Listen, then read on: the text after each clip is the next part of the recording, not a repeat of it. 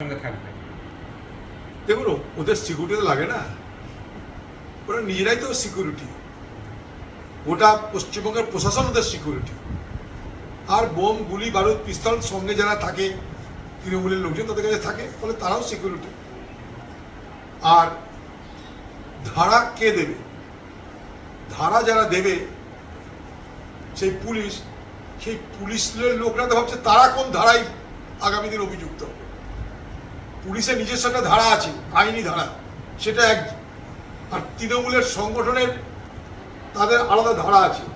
সেখানটায় সরকারি দলের কতটা চামচাবৃত্তি করতে পারবে সেই ধারায় তুমি যদি থাকো, তবে তোমার চাকরি পাকা থাকবে, তুমি নিশ্চিতে চাকরি করতে পারবে।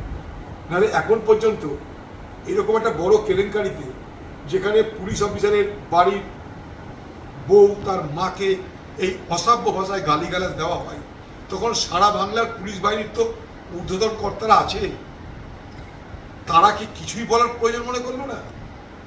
তো আজকে যদি ঊর্ধ্বতন কর্তারা তাদের অধস্তন কর্তাদের অপমানকে যদি তারা গায়ে না মাখে, তাহলে তার নিচের পুলিশ বাহিনী আগামী দিনে কার কথা শুনবে?